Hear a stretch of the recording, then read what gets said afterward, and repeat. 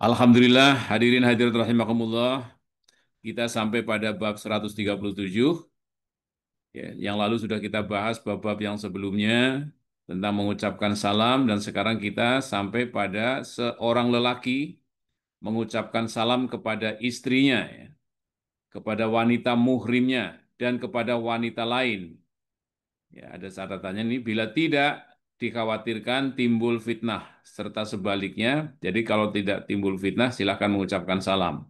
Tapi kalau kira-kira mengucapkan salam akan membuat fitnah, tidak usah mengucapkan salam. Serta sebaliknya dengan syarat seperti di atas. Hadis nomor 863 dari Sahal bin Sa'ad radhiyallahu anhu. Ia berkata, ada seorang wanita, dalam riwayat lain seorang wanita tua. Ia mencabut sejenis umbi-umbian lalu diletakkan di atas panci. Lalu ia menumbuknya sehingga menjadi bubuk seperti gandum. Apabila kami selesai sholat Jumat, kami pulang, lalu mengucapkan salam kepada wanita tersebut, maka ia memberikan makan tersebut kepada kami. Hadis riwayat Bukhari. Jadi ini hadis sebagai landasan dibolehkannya kita mengucapkan salam kepada orang yang wanita bukan muhrimnya. Ya. Jadi ada kebiasaan orang, seorang wanita, di sini ada yang mengatakan tua, ya sudah tua, kemudian memasak umbi-umbian, dihancurkan jadi tepung, kemudian dikasih rempah-rempah, kemudian dimasak, kemudian dihidangkan kepada orang-orang yang habis sholat Jumat. Ya, silahkan kalau ada yang mau mencontohnya, tradisi memberi makan setelah sholat Jumat. Tadi ada note di atas, bolehnya mengucapkan salam kepada wanita yang bukan muhrim, bukan berarti bolehnya berjabat tangan dengan wanita tersebut. Karena berjabat tangan dengan wanita yang bukan muhrim hukumnya haram. Ini catatan di kitab Riyadhus Shalihin. Hadis ke-864 dari Ummu Hani binti Abi Thalib radhiyallahu anha, ia berkata, aku datang kepada Nabi Shallallahu alaihi wasallam di hari penaklukan kota Mekah. Di saat itu beliau tengah mandi dan Fatimah menutupinya dengan kain. Lalu aku mengucapkan salam dan seterusnya. Hadis riwayat Muslim. Juga ini sebaliknya tentang wanita mengucapkan salam kepada laki-laki yang bukan muhrimnya. Juga boleh mengucapkan seperti itu. 865 dari Asma binti Yazid radhiyallahu anhu radhiyallahu anha, ia berkata Nabi SAW melewati kami kaum wanita, lalu beliau mengucapkan salam kepada kami. Hadis riwayat Abu Daud dan Tirmizi. Tirmizi berkata derajat hadis ini hasan, teks hadis ini berasal dari Abu Daud. Sedangkan teks Tirmizi bahwa suatu hari Rasulullah SAW melewati masjid dan ada sejumlah wanita yang tengah duduk di dalamnya. Lalu beliau melambaikan tangannya dengan mengucapkan salam. Jadi ini dibolehkan mengucapkan salam pada kumpulan atau wanita-wanita yang sedang duduk di masjid, dan dibolehkannya juga melambaikan tangan. Jadi Assalamualaikum warahmatullahi wabarakatuh sambil melambaikan tangan kepada para wanita yang bukan muhrimnya. Kalau yang dengan muhrim sudah jelas boleh. Bab 138, kita beranjak ke bab 138. Haram kita memulai mengucapkan salam kepada orang-orang kafir dan cara membalas salam orang kafir. Dan disunahkan mengucapkan salam kepada majelis yang di dalamnya ada orang Islam dan orang kafir.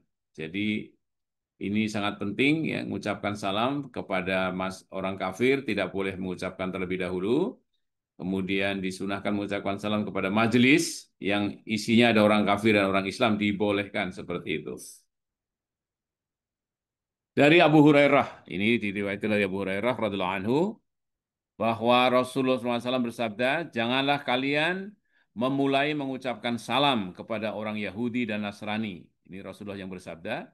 Dan bila kalian bertemu salah seorang mereka di jalan, maka desaklah dia untuk mengambil jalan yang sempit. Hadis riwayat Muslim. Artinya apa? Berganti jalur jalan. 867 dari Anas radhiyallahu anhu, ia berkata Rasulullah SAW bersabda, bila ahli kitab Yahudi dan Nasrani mengucapkan salam kepada kalian, maka ucapkanlah waalaikum, muttafaq alaih. Jadi jawabannya bukan wassalamualaikum warahmatullahi wabarakatuh, tetapi jawabannya adalah waalaikum, titik, begitu aja. Jadi kalau mereka mengucapkan assalamualaikum, apalagi mengikuti kita-kita semuanya, assalamualaikum warahmatullahi wabarakatuh, jawablah waalaikum. Tidak usah mengucapkan waalaikumsalam warahmatullahi wabarakatuh. Cukup waalaikum saja. Karena kita tidak boleh mendoakan mereka dengan lengkap mendapatkan rahmat dan kasih sayang Allah Subhanahu wa taala selama orang itu masih belum beriman kepada Allah Subhanahu wa taala. 868 dari Usamah radhiyallahu anhu bahwa Nabi SAW melewati suatu majelis yang bercampur antara orang Islam, musyrik atau penyembah berhala dan Yahudi. Lalu Nabi SAW mengucapkan salam kepada mereka, muttafaq alaih. Jadi salamnya lengkap untuk mereka karena mereka di situ ada orang Islam. Kita niatkan salam yang lengkap tadi hanyalah untuk orang Islam. Walaupun di kanan kirinya ada orang-orang yang musyrik, ada orang-orang Yahudi, dan yang lain-lain, Nasrani dan lain-lain. Jadi ini adab-adab atau landasan ya, bagaimana kita berucap salam ya, atau menjawab salam kepada masyarakat sekitar kita. Bab 139 disunahkan mengucapkan salam bila seseorang berdiri dari majelis dan ingin meninggalkan teman satu majelisnya. Nah, ini ketika pamitan atau akan meninggalkan terlebih dahulu majelis. Dari Abu Hurairah radhiallahu anhu, ia berkata, Rasulullah SAW bersabda, bila salah seorang kamu tiba di suatu majelis, hendaklah ia mengucapkan salam. Ini datang, ketika datang mengucapkan salam. Dan bila ia hendak berdiri, ucapkanlah salam. Ucapan salam yang pertama tidak lebih berhak dari ucapan salam yang terakhir. Jadi sama pentingnya salam pas baru datang dan juga salam terakhir atau mau pamit. Hadis riwayat Abu Daud dan Tirmizi, Tirmizi mengatakan derajat hadis ini hasan. Itu hadis bab tentang 139 tentang salam. Bab 140 adab minta izin untuk masuk rumah. Nah, sekarang masuk ke kamar, masuk ke rumah, ternyata ada adab-adabnya minta izin. Apakah boleh masuk atau boleh harus meninggalkan? Allah Subhanahu wa taala berfirman, Allah berfirman, Quran surat An-Nur ayat 27. Hai orang-orang yang beriman, janganlah kamu memasuki rumah yang bukan rumahmu sebelum meminta izin dan memberi salam kepada penghuninya. Jadi ini Al-Quran surat An-Nur 27. Juga Allah berfirman dalam surat An-Nur 59, dan apabila anak-anakmu telah sampai umur balik, maka hendaklah mereka minta izin seperti orang-orang yang sebelum mereka meminta izin. Jadi anak-anak yang sudah dewasa, ketika akan masuk kamar ibu dan bapaknya, maka harus minta izin. Itu surat An-Nur ayat 59. Jadi surat An-Nur banyak membicarakan tentang adab-adab dalam rumah. 870 dari Abu Musa Al-Asy'ari radhiyallahu anhu, ia berkata, Rasulullah Shallallahu alaihi wasallam bersabda, meminta izin 3 kali. Nah, ini aturannya, adabnya. Maka jika engkau diberi izin, silahkan. Dan jika tidak, maka pulanglah. Muttafaq alaih. Saya ulang kembali. Minta izin itu adalah 3 kali. Maka jika engkau diberi izin, silahkan masuk. Dan jika tidak, maka pulanglah.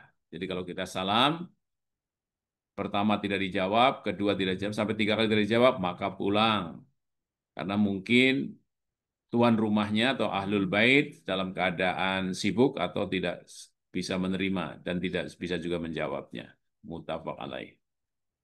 871 dari Sahal bin Sa'ad radhiyallahu anhu, ia berkata, Rasulullah SAW bersabda, disyariatkannya meminta izin untuk masuk rumah karena untuk menjaga pandangan. Muttafaq alaih. Jadi ada syariat dari Rasulullah SAW ketika akan masuk ke rumah seseorang harus minta izin. Bukan sekedar mengucapkan salam, tapi berikutnya nanti kita akan lihat dari Rib'i bin Hirashi radhiyallahu anhu, ia berkata, seorang lelaki dari Bani Amir ya, menceritakan kepada kami bahwa sesungguhnya dia minta izin masuk kepada Nabi SAW ketika beliau tengah berada di dalam rumahnya. Ia berkata, apakah aku boleh masuk? Rasulullah SAW bersabda kepada pembantunya, keluar temui orang ini, ajarkan ia cara minta izin, katakan kepadanya, ucapkanlah Assalamualaikum, apakah aku boleh masuk? Jadi bukan hanya salam saja, tetapi ucapkanlah Assalamualaikum, apakah aku boleh masuk? Lalu lelaki tersebut mendengarnya, kemudian mengucapkan Assalamualaikum, apakah aku boleh masuk? Maka Nabi SAW memberinya izin, ia pun masuk. Hadis riwayat Abu Daud dengan sanad yang sahih. Jadi ternyata ketika masuk rumah atau mau bertamu harus mengucapkan Assalamualaikum warahmatullahi wabarakatuh. Apakah kami atau aku boleh masuk? Nah, itu ada tambahannya. Tidak cukup dengan salam saja. 873 dari Kaladah bin Al-Hanbal radhiyallahu anhu, ia berkata, aku mendatangi Nabi Shallallahu alaihi wasallam, aku masuk kepada beliau dan tidak mengucapkan salam. Lalu Nabi SAW bersabda, kembalilah, ucapkan Assalamualaikum, apakah aku boleh masuk? Abu Hadis riwayat Abu Daud dan Tirmizi. Tirmizi berkata derajat hadis ini hasan. Jadi ini adab-adab akan masuk ke rumah seseorang. Assalamualaikum warahmatullahi wabarakatuh. Apakah aku boleh masuk? Ya.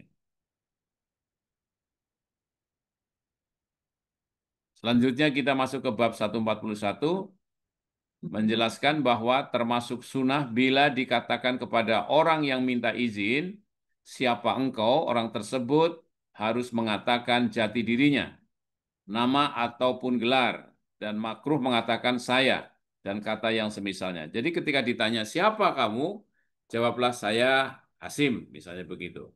Jangan sampai saya, begitu saja, tidak jelas.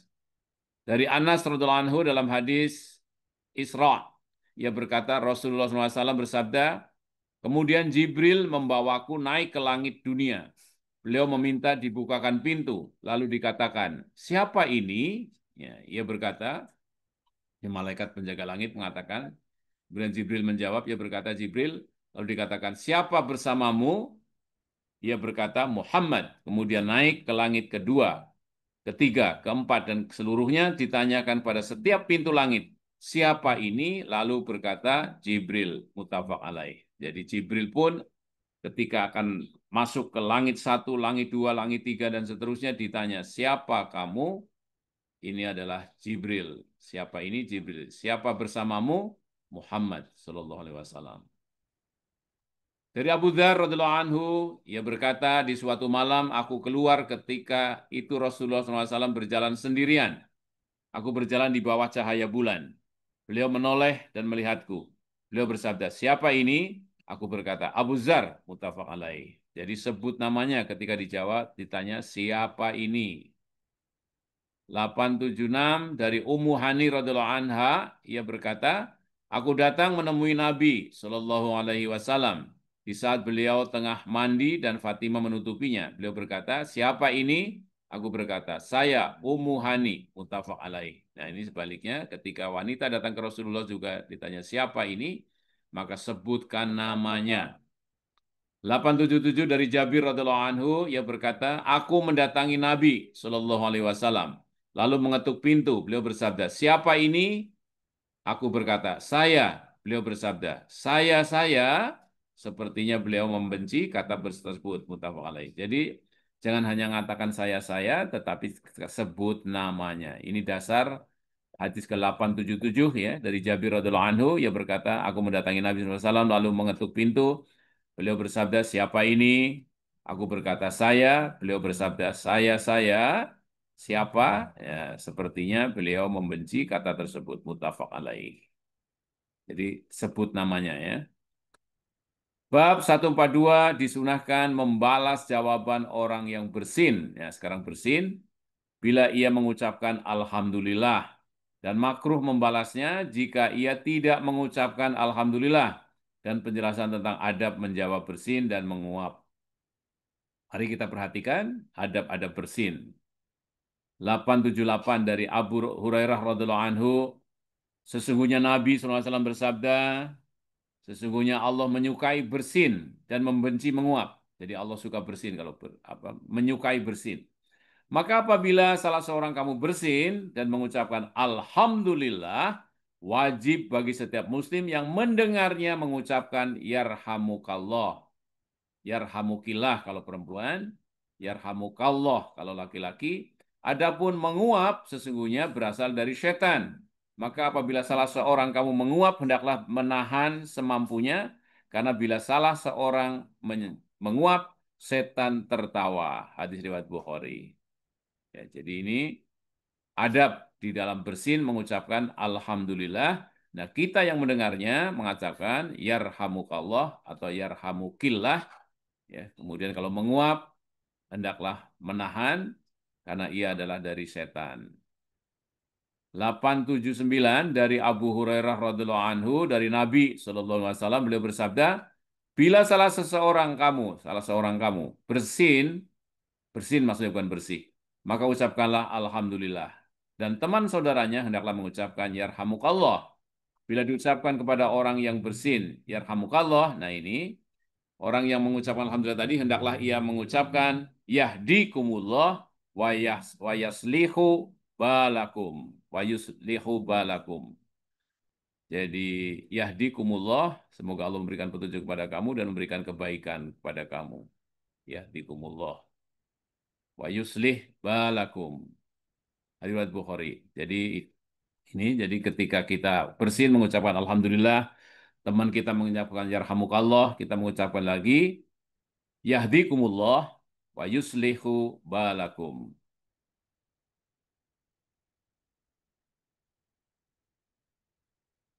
Hadis 880 dari Abu Musa Al-As'ari radhiyallahu anhu. Ia berkata, aku mendengar Rasulullah SAW bersabda, bila salah seorang kamu bersin, lalu ia mengucapkan alhamdulillah, maka hendaklah dibalas.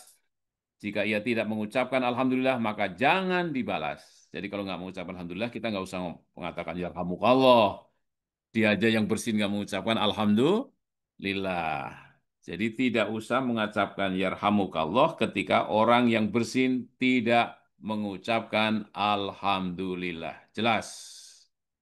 881 dari Anas radhiyallahu anhu, ia berkata, dua orang lelaki bersin di sisi Nabi Shallallahu Alaihi Wasallam. Jadi ada dua laki-laki bersin di sisi Nabi Shallallahu Alaihi Wasallam. Maka beliau membalas salah seorang dari keduanya dan tidak membalas yang lainnya. Jadi yang satu dibalas yarhamukallah, yang satu tidak. Orang yang tidak dibalas berkata, si fulan bersin, engkau balas, sedangkan aku bersin tidak engkau balas. Beliau bersabda, ia mengucapkan alhamdulillah, sedangkan engkau tidak. Muttafaq alaih. Jadi kapan kita mengucapkan yarhamukallah? Ketika orang yang bersin mengucapkan alhamdulillah. Ketika yang bersin diam saja, tidak usah mengucapkan yarhamukallah. 882 dari Abu Hurairah radhiyallahu anhu. Dia berkata Rasulullah SAW bila bersin, beliau meletakkan tangannya. Nah sekarang bagaimana adab tangan ketika bersin? Meletakkan tangannya atau kainnya di mulut dan merendahkan atau menutup suara bersin dengannya. Tangan atau kain. Hadis riwayat Abu Daud dan Tirmizi. Tirmizi berkata derajat hadis ini hasan sahih. Jadi ini luar biasa, kelihatannya sederhana atau kecil, tetapi ini sangat penting. Ketika bersin kan akan keluar dengan kecepatan yang luar biasa, asap atau udara dari mulut kita. Maka disunahkan untuk menutup dengan mulut atau dengan tangannya. Mulutnya dengan tangannya. 883 dari Abu Musa Al-As'ari radhiyallahu anhu, ia berkata, orang-orang Yahudi pura-pura bersin di sisi Rasulullah SAW. Jadi Yahudi pura-pura bersin. Mereka mengharapkan Rasulullah SAW berkata, yarhamukallah kepada mereka. Semoga Allah merahmatimu. Ternyata Rasulullah SAW mengucapkan, semoga Allah menunjukimu, yahdikumullah, dan memperbaiki urusanmu. Wa yuslih balakum. Jadi Rasulullah tidak mengatakan yarhamukallah kepada orang Yahudi yang bersin, tetapi mengatakan yahdikumullah wa yuslih balakum, wa yuslih balakum. Semoga Allah menunjukimu dan memperbaiki urusanmu. Hadis riwayat Abu Daud dan Tirmizi. Tirmizi berkata di sini hasan sahih. Jadi itu adab ketika ada orang non-muslim yang bersin. Kita tidak mengatakan yarhamukallah, tidak boleh mengatakan yarhamukallah. Dibolehkannya mengatakan yahdikumullah wa yuslih balakum. Semoga Allah memberikan petunjuk kepada kamu dan memberikan kebaikan untuk kamu. Dari Abu Sa'id Al-Khudri radhiyallahu anhu, ia berkata, Rasulullah SAW bersabda, Bila salah seorang kamu menguap, ya, tahanlah dengan meletakkan tangan di mulutnya, karena sesungguhnya setan berusaha masuk. Hadis riwayat Muslim. Nah ini, jadi ternyata ketika menguap, ada setan yang akan berusaha masuk ke dalam mulut kita. Hadis riwayat Muslim. Sekarang kita masuk bab 143 tentang berjabat tangan. Bapak Ibu sekalian, sangat penting ini. Disunahkan berjabat tangan ketika bertemu, muka berseri-seri, dan mencium tangan orang soleh, dan mencium tangan anaknya karena sayang, dan merangkul orang yang datang dari perjalanan jauh, serta makruh merunduk atau merundukkan badan. Dari Qatadah radhiyallahu anhu, ia berkata, aku berkata kepada Anas radhiyallahu anhu, apakah para sahabat Rasulullah saling berjabat tangan? Ia berkata, iya. Berjabat tangan. Jadi kalau kita bertemu dengan seseorang, dengan sahabat kita, berjabat tangan. Tetapi laki-laki dengan laki-laki, perempuan dengan perempuan. Kecuali muhrimnya. 886 dari Anas radhiyallahu anhu yang berkata, tatkala penduduk Yaman datang, Rasulullah SAW bersabda, penduduk Yaman datang kepada kalian. Sedangkan mereka adalah orang yang pertama membawa kebiasaan berjabat tangan. Subhanallah, hadits riwayat Abu Daud dengan sanad yang sahih. Jadi berjabat tangan adalah pertama dilakukan oleh penduduk negeri Yaman. 887 dari Bara radhiyallahu anhu, ia berkata Rasulullah SAW bersabda, tidaklah setiap dua orang muslim. Nih, perhatikan dengan baik. Ini sangat penting hadis ini. Tidaklah setiap dua orang muslim yang bertemu kemudian saling berjabat tangan, melainkan dosa keduanya diampunkan sebelum mereka berpisah. Dari riwayat Abu Daud. Jadi Bapak Ibu sekalian, berjabatan tangan mengampuni dosa-dosa keduanya. Ya. Berjabatan tangan, khususnya berjabatan tangan dengan perhatian yang sangat baik. Jangan sampai kita berjabatan tangan, tapi wajahnya sambil ngobrol dengan orang lain. Saling berjabatan tangan, melainkan dosa keduanya diampunkan sebelum mereka berpisah. Itu kata Abu Daud. 888 dari Anas radhiyallahu anhu, ia berkata, seorang lelaki berkata, wahai Rasulullah, seorang lelaki dari kami bertemu saudaranya atau temannya. Apakah ia menundukkan tubuhnya kepadanya? Nabi bersabda, tidak. Ya, tidak boleh merendahkan atau membungkukkan badannya. Tidak. Ia berkata, apakah merangkul lalu menciumnya? Nabi bersabda, tidak. Ia berkata, apakah mengambil tangannya dan berjabat tangan? Nabi bersabda, iya. Hadis riwayat Tirmizi, ia berkata, derajat hadis ini hasan. Jadi disunahkan berjabatan tangan saja, tidak usah merendahkan badannya atau tidak usah merangkul atau mencium. Ini. Dari Sofwan bin Asal radhiyallahu anhu, ia berkata, seorang Yahudi berkata kepada temannya, mari kita datangi Nabi SAW. Lalu mereka mendatangi Nabi SAW, keduanya bertanya kepada beliau tentang 9 tanda-tanda nyata hingga perkataannya. Maka kedua orang Yahudi tersebut mencium tangan dan kaki Rasulullah SAW. Dan keduanya berkata, kami bersaksi bahwa engkau adalah Nabi. Hadis riwayat Tirmizi dan selainnya dengan sanad yang sahih. Ini Yahudi yang mencium Nabi dan kakinya. 890 dari Umar, dari Ibnu Umar radhiyallahu anhu, sebuah kisah yang beliau ceritakan. Di antaranya, lalu kami menghampiri Nabi SAW, maka kami mencium tangan beliau. Hadis riwayat Abu Daud. 891 dari Aisyah radhiyallahu anha, ia berkata, Zaid bin Haritsah datang ke Madinah, sedangkan Rasulullah SAW berada dalam rumahku. Lalu ia datang mengetuk pintu, kemudian Nabi SAW berdiri menemuinya sambil menarik pakaiannya, kemudian memeluknya dan menciumnya. Hadis riwayat Tirmizi, ia berkata derajat hadis ini hasan. Jadi saya ulang kembali, Zaid bin Haritsah datang ke Madinah, sedangkan Rasulullah SAW berada dalam rumahku. Lalu ia datang mengetuk pintu, kemudian Nabi SAW berdiri menemuinya sambil menarik pakaiannya, kemudian memeluknya dan menciumnya. Jadi dibolehkan merangkul kemudian menciumnya untuk orang-orang yang dari perjalanan jauh atau berpisah lama. 892 dari Abu Dzar radhiyallahu anhu, ia berkata, Rasulullah SAW berkata kepadaku, janganlah engkau meremehkan sedikit pun dari kebajikan sekalipun engkau menemui saudaramu dengan wajah ceria. Nah, ini. Jadi kalau kita ketemu teman, ceriakan wajah kita. Ini adalah sunnah Rasulullah Muhammad Sallallahu Alaihi Wasallam. Jangan sampai kita menemuinya dengan cemberut. 893 dari Abu Hurairah radhiallahu anhu. Ia berkata, Nabi SAW mencium Hasan bin Ali radhiallahu an. Lalu Aqra bin Habis berkata, jadi Rasulullah mencium Hasan bin Ali, kemudian Aqra bin Habis berkata, ya, berkata apa? Sesungguhnya aku punya 10 orang anak, tapi tidak seorang pun kucium. Rasulullah bersabda, siapa yang tidak menyayangi dia, tidak akan disayangi. Muttafaq alaih. Mala yarham, la yurham. Jadi siapa yang tidak menyayangi, dia tidak akan disayangi. Jadi di sini tradisi atau sunnah Rasul mencium anak, apalagi anak kandung, itu adalah disunahkan. Rasul mengatakan, jadi Rasulullah mencium Hasan bin Ali, kemudian ada sahabat yang berkata, aku punya anak 10, tapi aku tidak pernah mencium. Rasulullah bersabda, siapa yang tidak menyayangi, ia tidak akan disayangi.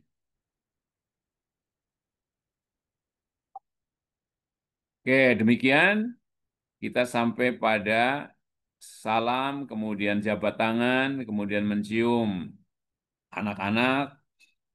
Insya Allah pekan depan kita lanjutkan dengan bab ke-6, kitab menjenguk orang sakit dan seterusnya. Ya. Kita akhiri sampai di sini untuk kajian pada pagi hari ini. Mungkin ada tambahan atau pertanyaan, yaitu tentang salam, adab masuk ke rumah, ya. Kemudian tentang jabat tangan, ya, sangat penting semuanya. Ternyata tidak harus menundukkan badan, tidak usah mencium kaki, dan seterusnya. Silakan. Assalamualaikum warahmatullahi wabarakatuh.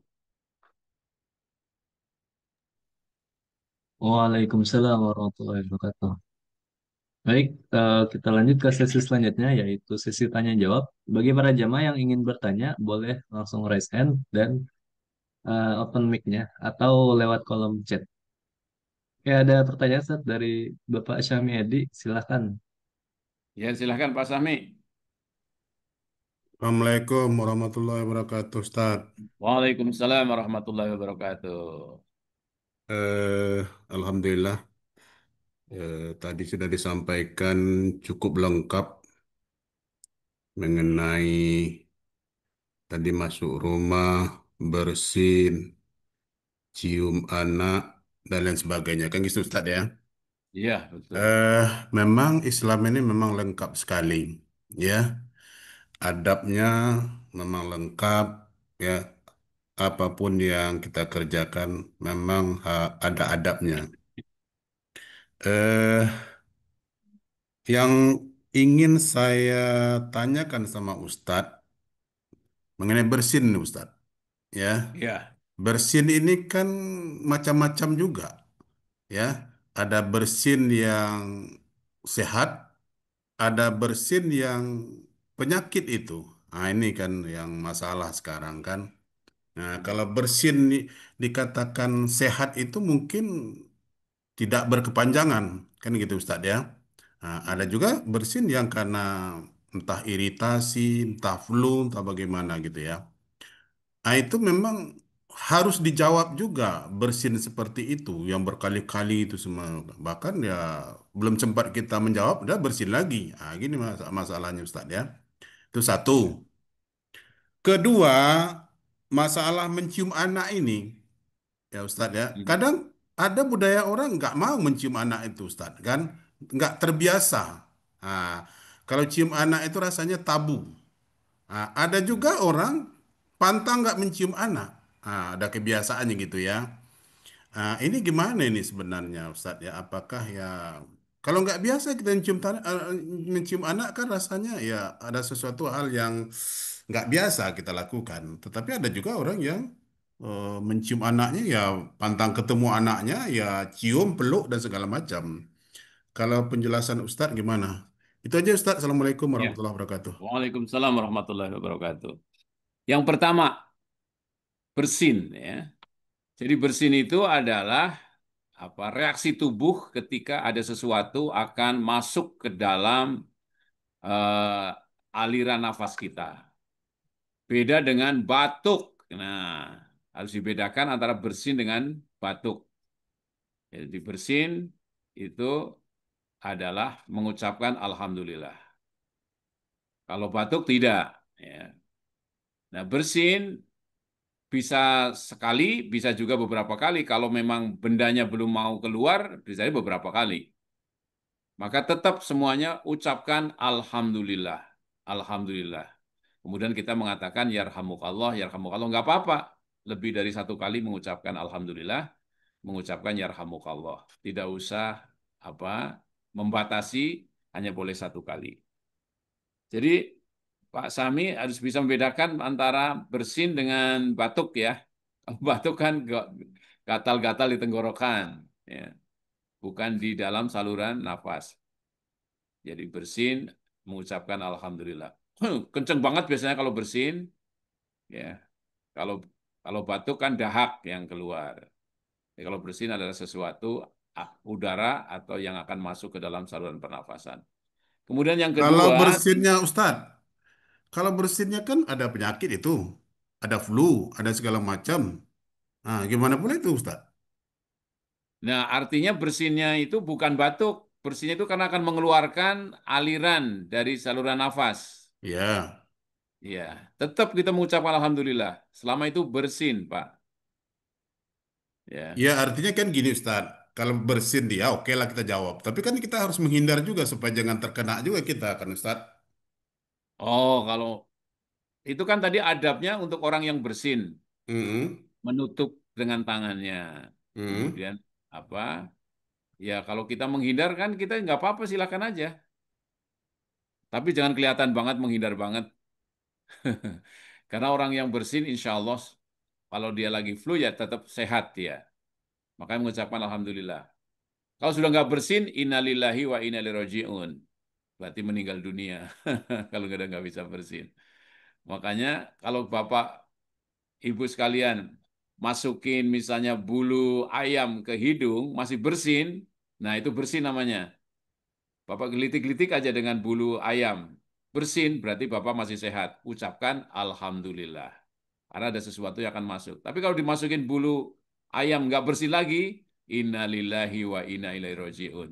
Berarti meninggal dunia, sudah nggak sensitif lagi aliran pernafasannya. Begitu Pak Sami. Oke. Kemudian yang kedua tentang apa tadi ya? Oh, mencium anak.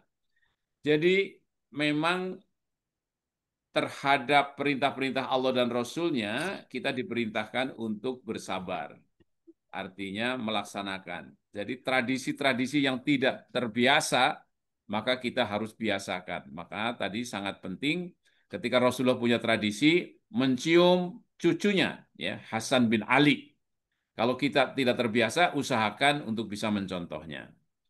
Artinya mencium menempelkan pipinya atau mencium dengan bibirnya ke pipinya, ke dahinya. Begitu Pak, bukan mencium mulutnya, bukan. Tapi menciumnya adalah mencium dahinya atau pipinya. Dikecup begitu. Dan itu harus dijadikan dalam rangka mencontoh Rasulullah Muhammad SAW. Sama seperti kita, mencium Hajar Aswad. Ya kan? Kita nggak punya juga tradisi atau biasa mencium batu.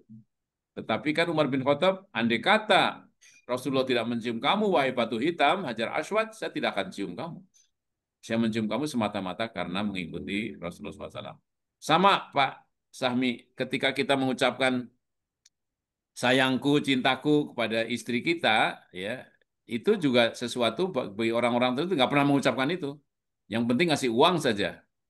Ternyata istri perlu ucapan sayangku, cintaku, wahai yang berpipi kemerahan, begitu. Jadi mulai hari ini Pak Sami harus biasakan ya, mencium anak-anak dan cucu dan juga mengucapkan sayangku, cintaku, sini, Kak Dia, Ta'ali, Ta'ali, sini, saya cinta kamu, gitu. Jadi begitu Pak, jangan sampai nanti yang mengucapkan malah teman-teman di kantornya. Iya, iya, iya. Betul, Ya, Ustaz. Mm-mm. betul. Jadi apa inti pertanyaan Pak Sami?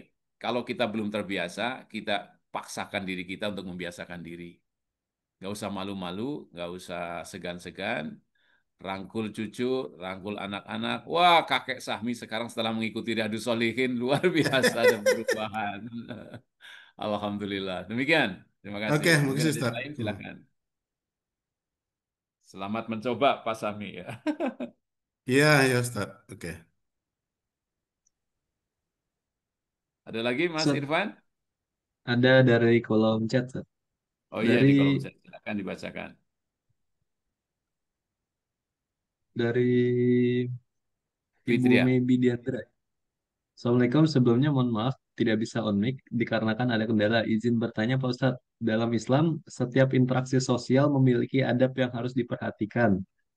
Salah satunya adalah menjabat tangan. Menjabat tangan ternyata bukan sekadar kebiasaan tapi juga ada aturan dan etika yang sebaiknya dijaga. Tanyanya, bagaimana adab yang tepat ketika menjabat tangan menurut ajaran Islam? Apakah boleh seorang laki-laki berjabat tangan dengan perempuan yang bukan Perempuan. mahram? Dan bagaimana cara melakukannya agar tetap sopan dan sesuai syariat. Selain itu, apakah menjabat tangan bisa menjadi sarana untuk mempererat silaturahmi dan menjaga hubungan baik dengan orang lain? Dan apa sajakah hikmah atau manfaat atau hikmah baik secara spiritual maupun sosial jika kita menjalankan adab ini dengan benar? Gitu tuh, lumayan panjang. Ya, luar biasa pertanyaannya ya, sangat penting, sering dihadapi oleh kita semuanya. Jadi tadi ya, yang dibolehkan Rasulullah SAW dan di dalam kitab Riyadhus Shalihin, catatannya juga seperti itu. Kita berjabatan tangan laki-laki dengan laki-laki, perempuan dengan perempuan, ya. Kemudian apa? Dengan muhrim diperbolehkan, tetapi dengan yang non muhrim, laki-laki perempuan, maka tidak diperkenankan jabatan tangan.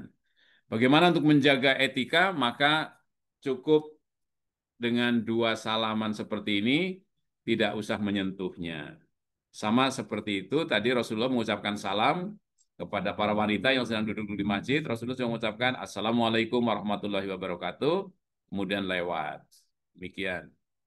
Jadi untuk menjaganya, tetap kita mengucapkan mengangkat dua telapak tangan kita, tapi tidak menyentuhnya dengan mengucapkan salam. Begitu. Jadi etikanya seperti itu. Insya Allah mereka kalau sudah sekali seperti itu, nanti dia akan tahu. Ya, itu pernah dialami juga oleh kita-kita yang pernah kuliah di luar negeri. Kalau pagi hari masuk ke kampus, terutama di Eropa, pasti mereka akan cium pipi, cipika-cipiki itu, cipika-cipiki, ya kan?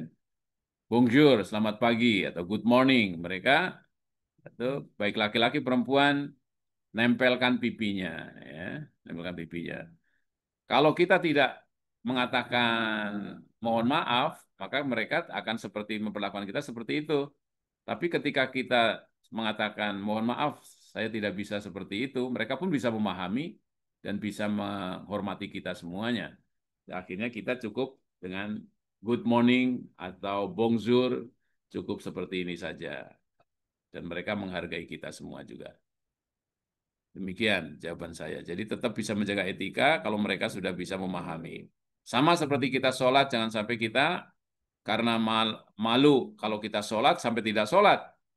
Ternyata kalau kita mengatakan kepada orang-orang yang berbeda agama dan saya mengatakan saya akan perlu sholat, saya perlu tempat, mereka akan menghormati kita. Ya. Oh dipersilahkan, bahkan kamu perlu tempat, disiapkan juga di pojok kantornya dan seterusnya. Di bawah tangga dan seterusnya, tempat-tempat untuk beribadah pada waktu-waktu asar, waktu-waktu duhur ketika kita ada di kantor.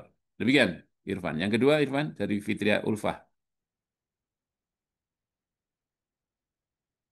Izin membacakan. Ini mungkin tambahan dari Kak Fitri Alfa. Izin Ustaz menambahkan. Pernah baca di salah satu jurnal penelitian bahwa pada saat bersin jantung kita berhenti berdetak. Ini mungkin salah satu hikmah mengapa kita disunahkan untuk mengucap hamdalah karena setelah selesai bersin jantung kita berdetak kembali. Begitu. Saya kira tidak berhenti berdetak ya.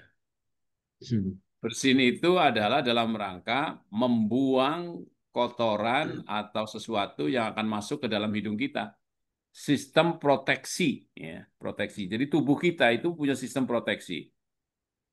Seperti yang tadi saya ceritakan, kalau kita masukkan bulu ayam ke hidung kita, pasti akan bersin. Sudah pasti. Karena apa? Dia akan melindungi, hei berbahaya banget nih ada sesuatu yang gerak-gerak di muka hidung kita. Ayo segera dikeluarkan, Betul. dibersihkan. Nah itu. Jadi Bapak Ibu bisa merasakan sendiri ketika bersin apakah jantungnya berhenti berdetak? Tidak berhenti. Kalau jantung berhenti berdetak sangat berbahaya karena dia yang mensuplai oksigen dan mensuplai nutrisi ke otak kita. Ya. Mengucapkan alhamdulillah artinya kita masih sensitif, proteksi tubuh kita masih aktif. Ya. Makanya kalau tidak aktif lagi, ya sangat berbahaya, tidak sensitif lagi. Sama kita kenapa kalau renang mau terjun dari tangga di atas itu berat banget menaruh kepala karena itu sistem proteksi. Atau kita ada anak bawa golok, membawa pisau, pasti kita akan ketakutan. Atau bawa ketapel mau diarahkan ke kita, pasti kita akan takut. Itu semuanya sistem proteksi. Ya, kemudian bersin, bahkan muntah, mual itu bagian proteksi tubuh. Karena ada aroma yang tidak sedap, ada apa makanan yang beraroma tidak enak atau membuat kita mual itu semua proteksi tubuh supaya jangan sampai makanan yang berbahaya masuk ke dalam tubuh kita. Makanya sebenarnya anak-anak yang sampai keracunan itu agak keterlaluan karena apa? Mestinya makanan basi itu sudah kecium oleh hidung kita. Warnanya juga sudah terlihat oleh mata kita. Rasanya juga di bibir kita udah terasa juga. Jadi aromanya, rasanya, warnanya udah seperti perubahan-perubahan. Jadi ketika dicicip nggak enak, jangan teruskan. Karena itu sistem tubuh kita mengucapkan alhamdulillah ketika sistem proteksi tubuh kita masih aktif. Terutama apabila ada debu yang akan masuk ke hidung kita, pasti akan bersin. Ucapkan alhamdulillah. Yarhamukallah kita yang mendengarnya. Jawab lagi yahdikumullah wa yuslih balahu. Demikian Mas Irfan jawaban saya untuk Ibu Fitria Ulfah. Mbak Fitria Ulfah. Ada lagi? Ya mungkin ini yang terakhir Ustaz, dari Bapak Teddy di kolom Jadi chat, izin saya bacakan.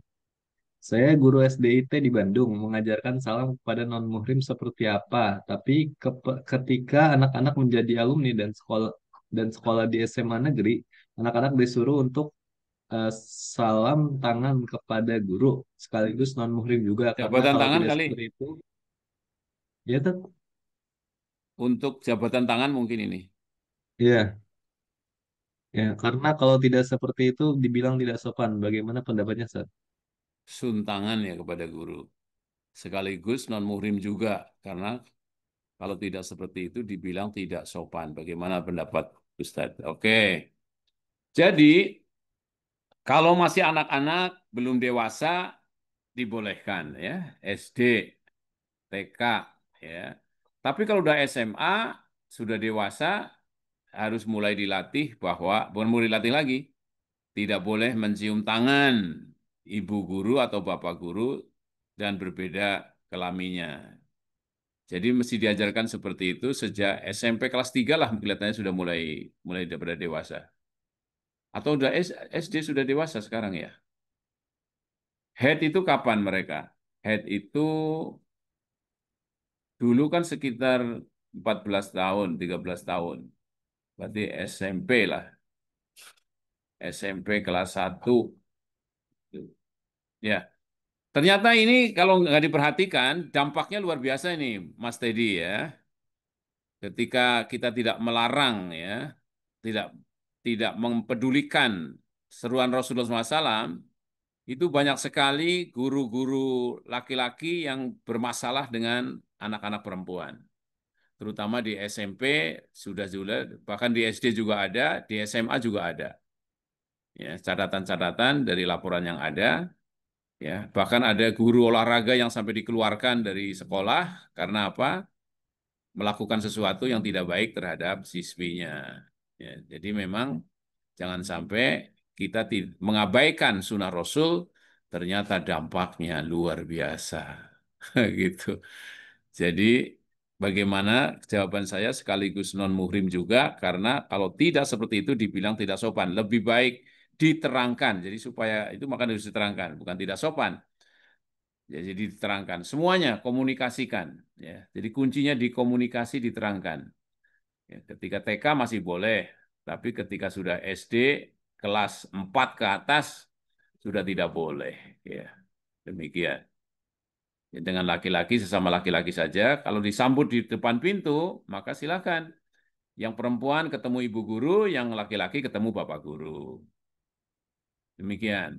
Semoga Allah berikan kekuatan pada kita semuanya untuk mengamalkan sunnah-sunnahnya yang kelihatannya dipandang oleh orang awam sebagai sesuatu yang, waduh, kecil banget permasalahannya. Ternyata begitu dilanggar dampaknya luar biasa. Sama seperti kita tidak boleh mensisakan makanan di piring. Begitu tidak diperhatikan, dampaknya berkilo-kilo, bertruk-truk sampah prasmanan dari tempat pernikahan yang diangkut karena sembarangan di dalam memakan makanan. Demikian jawaban saya. Terima kasih. Ada lagi Mas Irfan?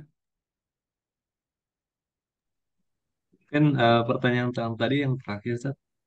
Iya, sudah cukup Mungkin ya. bisa kita lanjutkan ke acara selanjutnya, yaitu pembacaan doa dan penutup kepada Ustaz Hasim, kembali dipersilahkan.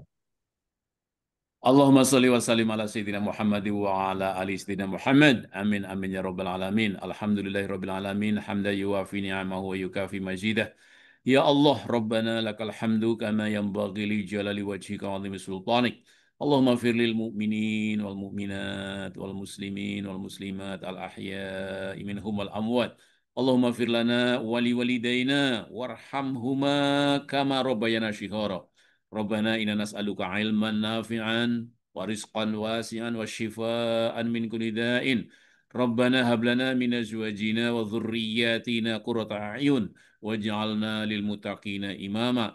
Allahumma ansur mujahidin ikhwanina fi Filistin.